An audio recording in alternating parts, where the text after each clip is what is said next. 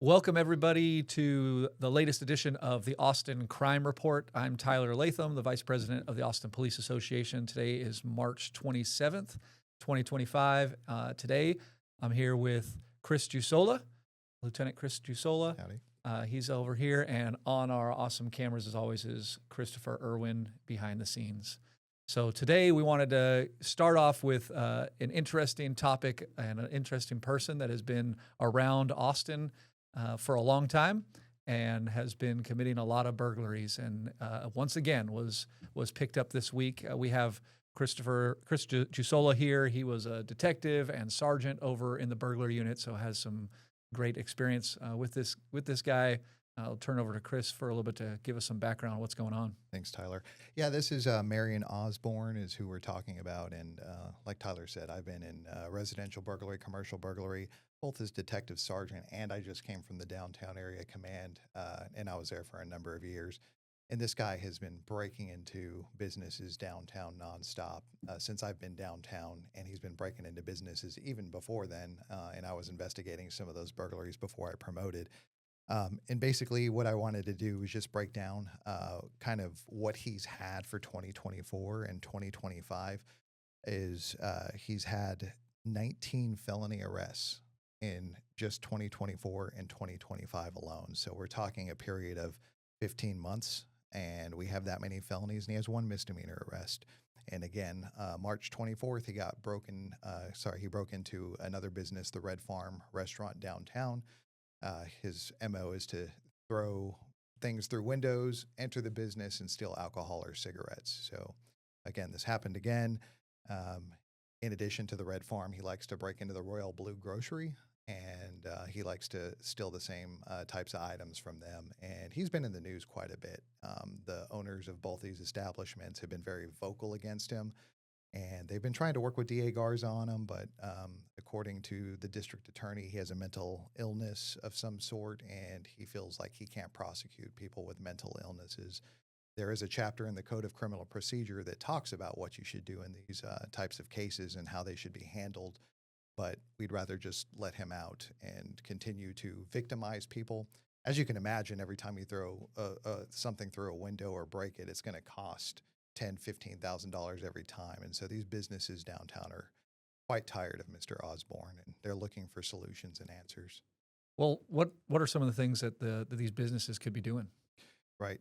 We always look at it as three different things. The first is your environmental design. You want to make sure that you have security cameras, your businesses are locked up appropriately. You have some kind of alarm system to monitor the property. But again, these things are preventative. They do alert you when they happen, but oftentimes it takes minutes for the police to arrive. Usually these things dissuade people from engaging in crimes like burglaries. The other thing is getting in touch with your police department, so that way they know that you have a problem.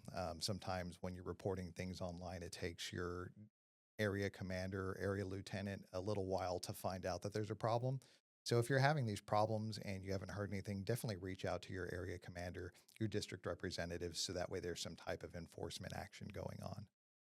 Yeah, and I think it's frustrating for these business owners because some of these guys are going to be hit multiple times by the same suspect, same person doing this over and over. Obviously, this guy's been doing this for a long time. Is there anything that these business owners or the community at large can do in relation with the district attorney or county attorney, depending on what offense level it is? Sure. I think the biggest thing here is to kind of be the wheel that the squeaky grease kind of, there's a squeaky wheel gets the grease is the saying. And so just make sure that whenever the person is arrested, you're contacting whoever is in charge of it. If it's a felony, it's going to be Jose Garza in the district court, being in touch with his assistant district attorneys.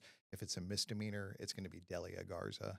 And so letting them know that you're serious, you want something done, and seeing what they can do to get you some kind of results. I'm not sure exactly what kind of results have been given thus far. Like I said, Marion Osborne's been arrested multiple times, and I know that these owners have been in touch with him. But just letting them know that someone's watching definitely helps.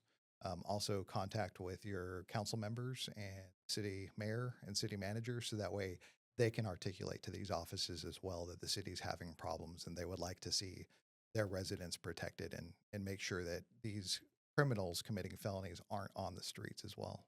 Yeah, and I think it's really important for the community. It can get real frustrating for the victims of these crimes, for these business owners that are constantly having problems, whether it's a break-ins, whether it's criminal trespass, no matter what it is, and they sit there and they're like, man, nothing is ever getting done. And so the temptation is there to stop reporting what happened. And that's really the opposite of what you should do. You got to report these because if we don't report them, we don't know what's happening. We can't see trends. We can't see things going on. We can't investigate them.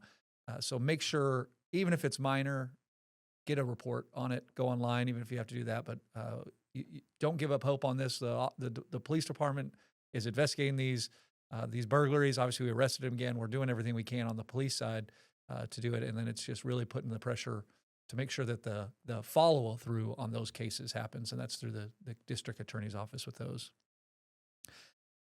Next thing we want to talk about is something that happened this week as well. On Tuesday, officers up in Northwest Adam had a call come in where a male subject was exposing himself to multiple people in multiple locations. They were able to find the suspect. They were able to arrest him on some misdemeanor charges of indecent exposure, 3 counts of that charge. And that was on Tuesday. Well, somehow this person got out of jail, and this morning, Thursday morning, was once again reported, and the same officers working the streets get a call, and they're like, man, the description of that guy sounds awfully familiar, like the guy that I arrested on Tuesday morning. And they go out to the scene, and sure enough, it's the same guy. This time he had groped a woman inside of a store and was once again shirtless and running around, causing problems, resisted officers, evaded from officers, force had to be used to take him into custody, high on whatever drugs he was on, causing problems, terrorizing the community, somehow in such a short span, going from Tuesday to Thursday, in jail, out of jail, and now heading back to jail. And it's pretty shocking when we see this, like terrible. Officers trying to do everything they can, subject making comments on the first arrest that, if I wasn't high, I would have raped him. Like, that's insane that they're already out. And the officers are once again having to go deal with this guy. And he's again terrorizing people and is a danger to community. I understand the first charges, yes, they may be misdemeanors. And I know sometimes we think, oh, that's a low level charge, but it's important because what those things lead to. Right. There's some serious misdemeanors out there. This is indecent exposure. That's a misdemeanor. And I think a lot of us here at the Police Association are common sense, marijuana, small time misdemeanors, small time thefts, if it's done not frequently, are probably things that we think the district and county attorney can deal with, specifically the county attorney for misdemeanors. But when it comes to like yielding a machete in public in a threatening manner or exposing yourself or groping people, like those are serious issues. And you would think that the county attorney and the judge that gets the paperwork would have a little bit more sense than just to let this guy out a few days later after he's caught.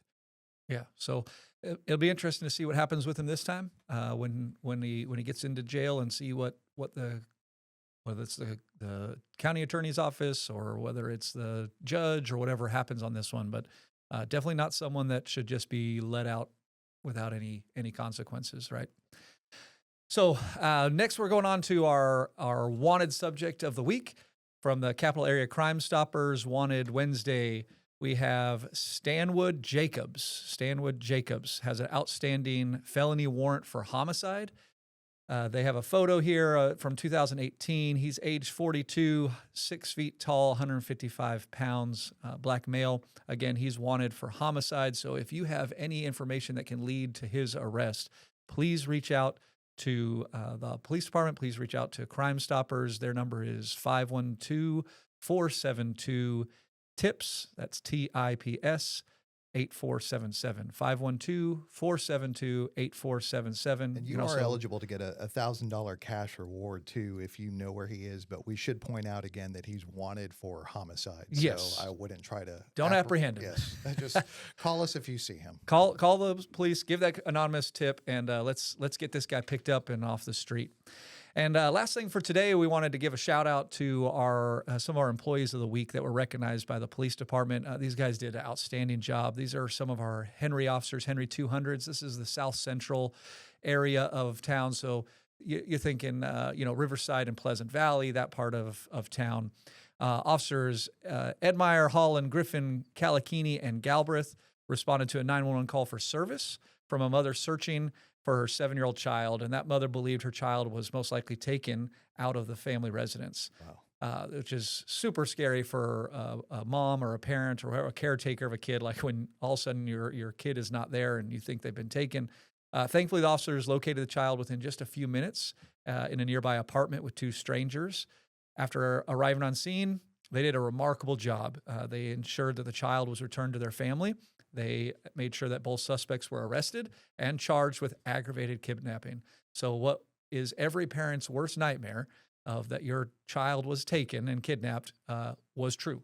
And that this kid was taken to another apartment by 2 strangers, did not have any reason to be there. Those people have been charged with aggravated kidnapping. The officers learned on scene that one of the suspects did actually go into the victim's home to grab the child, which is just terrifying. So they did an excellent job, not only the responding officers at being there, gathering the evidence, working with the investigative units, but they also ensured the child was safely reunited with the family, which is just the best outcome we can always hope for, is that everyone's returned safe and sound. The bad guys are in jail and will be dealt with. And obviously this incident is still under investigation. As they keep going and looking into more details about these individuals. But thank you guys to these Henry patrol officers who did outstanding work. If you see them out in the public, thank them for doing some great work. And, things like this happen all the time in the city of Austin. And so, this is just the most important case that we have. But you got officers, like I said, doing this all the time. If you see any officer, just thank them for the hard work they're doing. Yeah, every day these officers are going out. And, this is a big case, but it's the small ones too. Officers care about the people in the community. They care about the calls they go to. They want to provide the best service that they can. So thank an officer when you see them. That's it for this week, guys. So stay safe, stay tuned, and stay alert.